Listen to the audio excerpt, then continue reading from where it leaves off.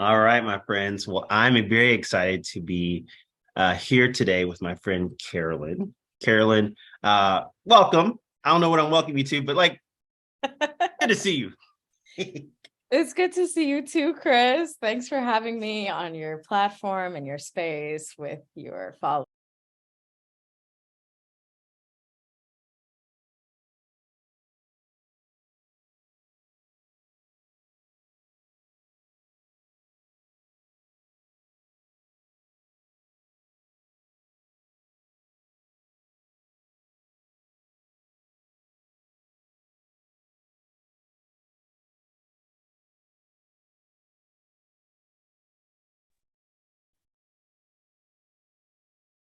All right, my friends. Well, I'm very excited to be here today with my friend Carolyn. Carolyn, welcome. I don't know what I'm welcoming you to, but good to see you. It's good to see you too, Chris. Thanks for having me on your platform and your space with your followers and the folks who support you. Well, I am a big follower and supporter of you and everything that you do. Um, Tell people who you are. Tell people what you do. Tell people, I'm just like, where to even start? Carolyn, you were an incredible person. And it's just like, I want people to know more about you. Well, I appreciate it. So I'm Carolyn Collado. I use they, them pronouns. I am a queer, trans, non-binary, two-spirit baddie, Black, Indigenous, Taino baddie. I'm neurospicy, and I'm the founder of Recovery for the Revolution, where we contextualize how systemic oppression, colonization inform struggles with substance use. I've been doing that since June 2020, but I've been doing that for longer in my own recovery journey. I just celebrated 5 years sober in early January. So really big stuff. Been on this journey for a minute now. And really my platform is really rooted in that lived experience of decolonizing and liberation in my journey. So Hmm. Liberation. Um, and the word liberation just hits me square in the chest. What does liberation mean to you? And what does liberation mean to Recovery for the Revolution? hmm. Hmm. Hmm. Ooh, liberation for me. Who? All right, let's see in terms of the separation of the two even. Um, I mean, for Recovery for the Revolution, like liberation, we're talking like I see recovery and liberation as inherently connected. I think that recovery is a choice of liberation every day, like it is believing that things can be different from what they have been and taking those steps. So recovery, sobriety in itself, very liberating. And especially when we get into the context of it for Black folks, Indigenous folks, queer and trans folks, disabled folks, and all of us, but especially those of us with these intersecting identities. There's so many layers of it. Um, you know, and so I'm writing this book. It's called Answering the Call of the Ancestors, a recovery guide in times of reckoning and revolution. And literally why it is that title is because when I first started my sobriety journey, I felt my ancestors like calling me to recover. Particularly, I could feel the spirit of my grandfather. He had struggled for a long time with alcohol, died of long-term alcohol-related causes. And so to start like in my early 20s and to, that invitation from him to really heal from that intergenerational anti-Blackness, patriarchy, all of the stuff that he had experienced. I mean, colonial poverty, trauma, all that stuff that he had experienced, like that that was the invitation. That was the call. And in the beginning, that was like, whoa, how do I even do that? But in order for me to be well in my sobriety, I have had to go to those places of, how do I free myself from all the ways that I was like trying to drink to cope with being in this society, cope with feeling less than as like a Black person, cope with feeling less than as like a queer and trans person, with all my like neurodiversity, all of those feelings of less than. And so I don't know, like in this moment, I'm just really feeling like it is a body sense, even like what liberation feels like, because in my journey, I have just been doing this thing of freeing my body from the ways that I have felt the systems impacting them, right? Like holding me back, holding me down. And all of I mean, I'm laughing because it's like, we're getting deep here. But I had, Is there any other way with you? I don't know if we ever had a conversation like, hey Carolyn, how's it going? Hey Chris, how's it going? Like it's never that. It's always deeper. And I'm here for it. I am sitting down and I am just taking it all in. Just so you just go. You just all right. I will. I appreciate it. Thank you. And like if any of this resonates, I'd love to hear your experience too. But yeah, like for real, I mean, it's also been like releasing like that trauma play out like over the course of my life and my ancestors' lives, right? Like passed down from my mom, my grandfather, grandparents, great grandparents, of what we have had to do to survive these systems and the ways that plays out in the body that are just like so unwell, so causing so much unwellness. So it's body, it's like, it started with me individually, but also in my journey, like I've never been content with like, especially, in 12-step spaces, we have the serenity prayer of like accepting the things we cannot change. And to me, if that is taken like completely at face value of like, oh no, these systems, like we can't do anything about them. Cause I definitely like, there was some of that energy in the beginning. I've never been able to take that at face value. And I've really, liberation, it's within, it starts with us, but it's also beyond us. Like, this is not something that we can do alone. And, especially when I think about sobriety, recovery, and I think about us getting it collectively, like that requires like the dismantling of these systems, because we will continue to be unwell if we are in unwell waters. If more and more people just don't have access to resource to literally, I mean, the things I was just describing, like finding that freedom, finding that well-being. And I mean, there are whole histories as to why like things are so unwell and the ways that that's been targeted with struggles with substance use. I talk about that in the book. But yeah, it's both an individual and collective thing, for me personally, for Recovery for the Revolution. And yeah, period. Wow. I just have to let it just all marinate in. I've never once thought about the serenity prayer in those terms, right? Accepting the things that we can't change, and how often we're told that we just have to just accept that this is the way things are, and hope against hope that things will change and get better. To carry that every day, right? To live with that, to wake up with that, to go to sleep with that, to raise children with that, to own businesses with that. Like that is my goodness. Like, yeah, wow. That's heavy. Yeah.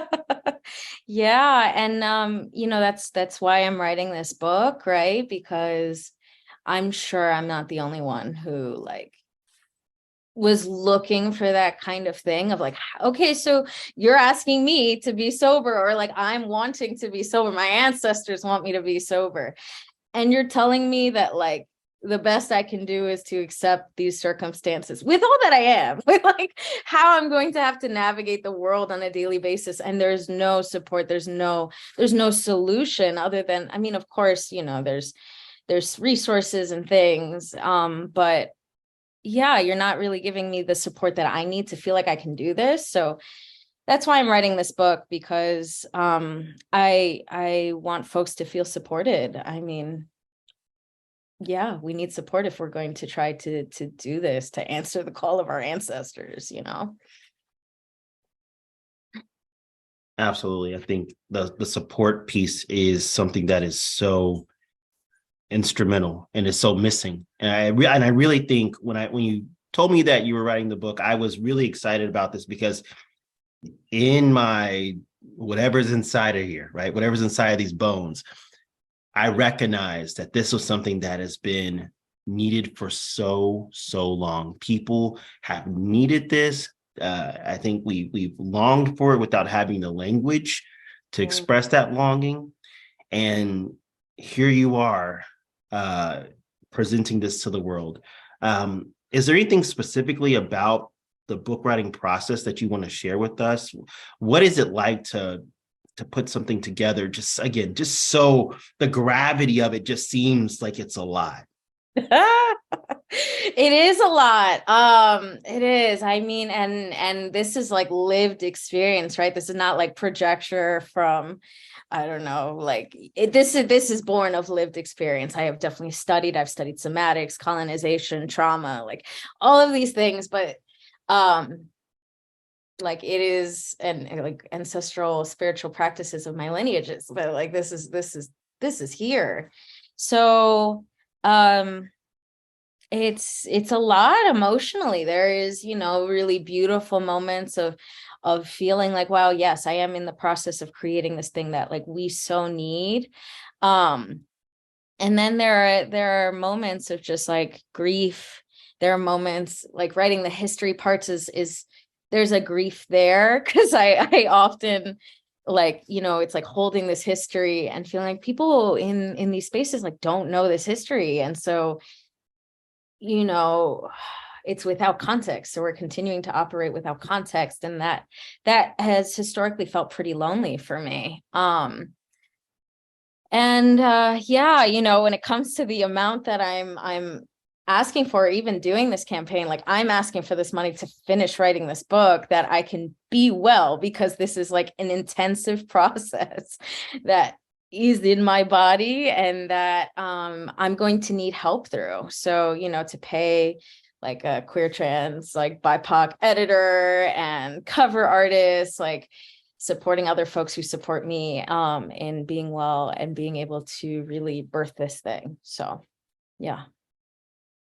And I totally understand that money is a resource, but it is a resource that can do so much in the life of someone who is trying to do something. And I've never written a book, but I've helped to start businesses, start my own business, and I realized that if you are not well, right, if you're not whole inside, if you're not resting and recharging yourself, you're running on half a battery.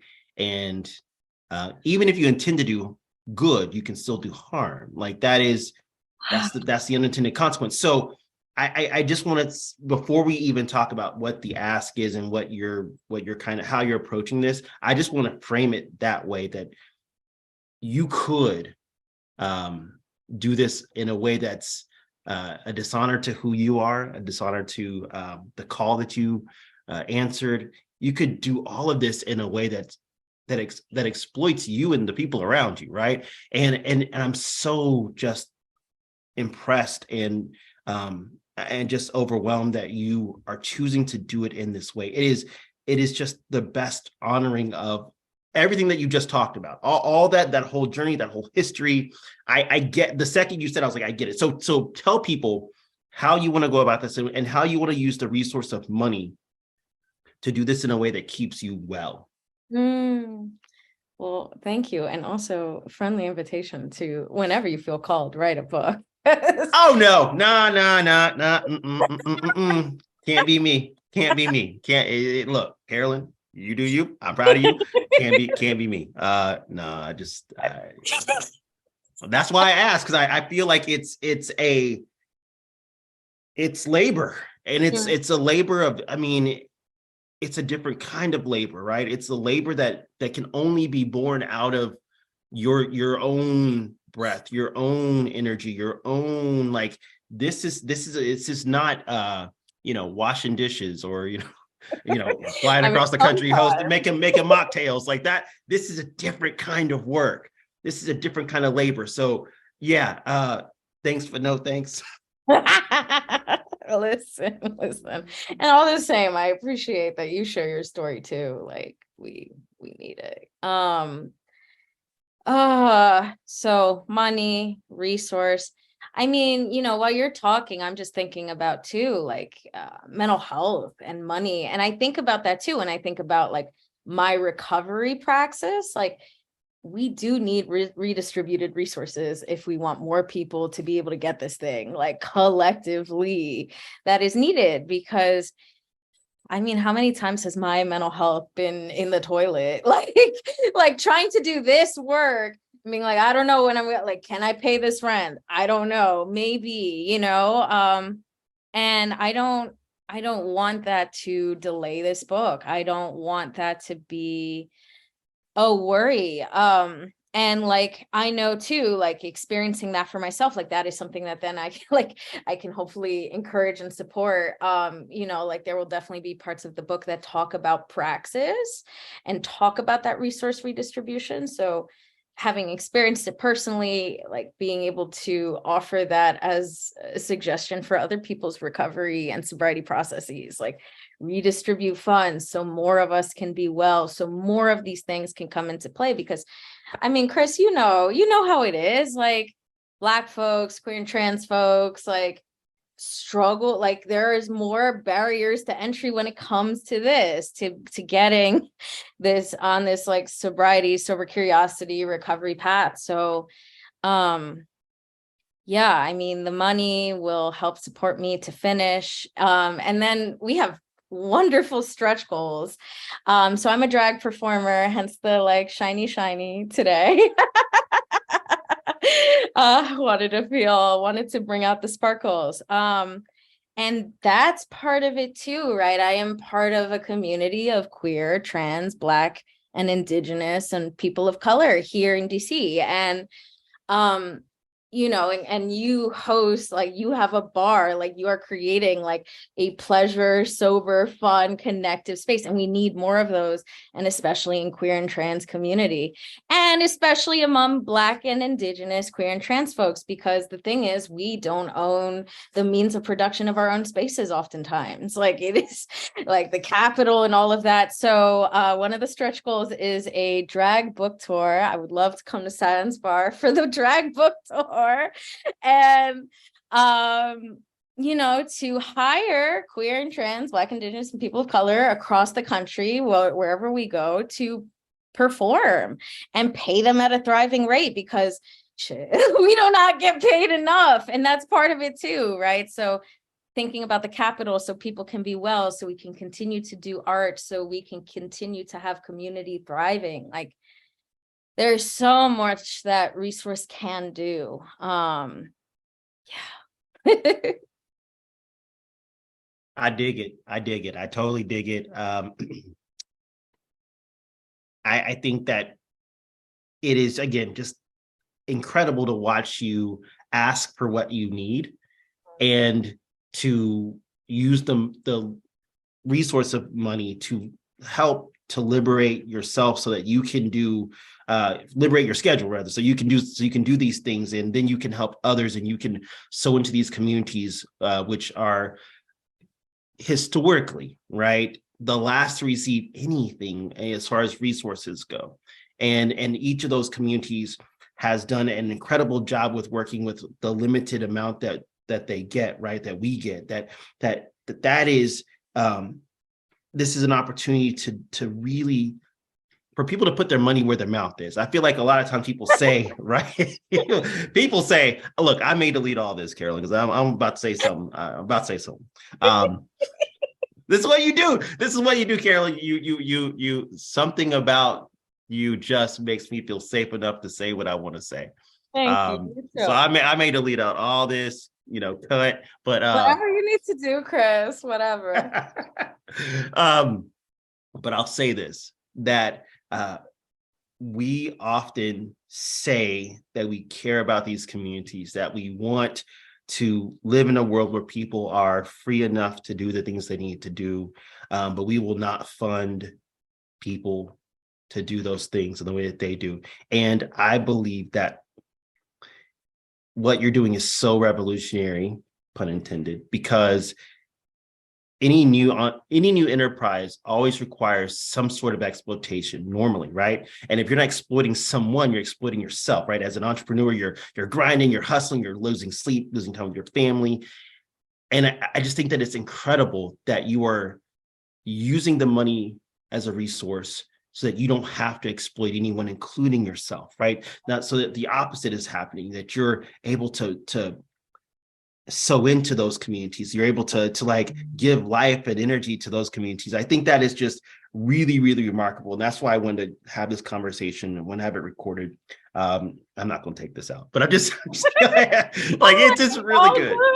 You think you. I'm not going to take it out now? I'm not going to, I have the budget to edit. Listen.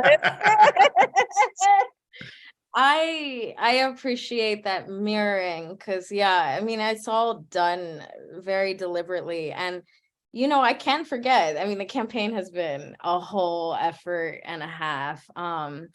So it's, thank you for like the reminder, because it's like, that is the heart of it. It is against my recovery to exploit myself. Like I have had to learn how to put like taking care of myself first, and also and that is revolutionary, right? Like, I mean, like how much wealth has been built off of like Black exploitation, like, period. Like indigenous land theft, like they said my peoples were paper genocided, that we like don't exist, on the indigenous side, like period.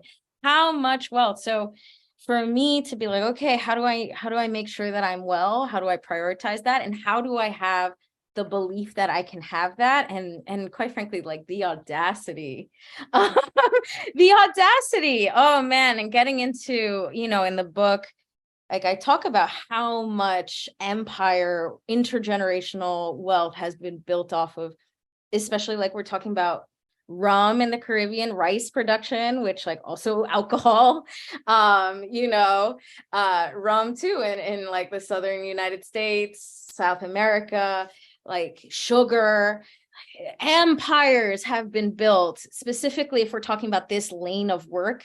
And forget about like race, racial drug policy, but that we talk about all of that. But knowing that history, and that's why it's in the book, like it gives me the audacity to make these moves, because I'm like, those were like, I have the birthright to resource. I believe in that. I hope this book can help other people feel the same, I have the birthright to resource. Absolutely. Carolyn, this was a nice 5-minute conversation. I knew it. I already knew. I already knew. I had scheduled it out for 5. I knew it was going to go longer than that. If people do want to support you and they want to know more about your next steps, how can they get a hold of you? How can they contribute? All that stuff. Sure. So I am on Instagram and TikTok as Recovery for the Revolution. Website is recoveryfortherevolution.com. I have a pretty great newsletter, so get on there. You can in the link in my bio. And we have this campaign running. So if you want to support, link in my bio, it's on Indiegogo, answering the call of the ancestors. And the deadline for that is February 6th. So coming up really, really soon. And the thing is, this is an all or nothing campaign. So if I don't get the funding, right now we have over $15,000. If I don't get the full funding, I get none of that. So, please contribute if you feel called. Much appreciated. Yeah, I hear you. And you're always a great reminder that contribute what you can, but if you can't contribute, share, tell the story. We recognize that, money is a resource and some of us have less of that resource, but we also know that we're all within 6 or so connections of someone who does have the ability to do that. So please share this conversation. Carolyn, thank you so much. If the book is as half as good as this conversation was, as half as restorative as, I just always feel like my battery is charged up every time I talk to you, friend. It's a pleasure to know you. And I know that you're going to absolutely change the world with this book. Oh, thank you, Chris. Thank you. Thank you for having me on. Thank you, everybody, for tuning in. Yes, thank you so much.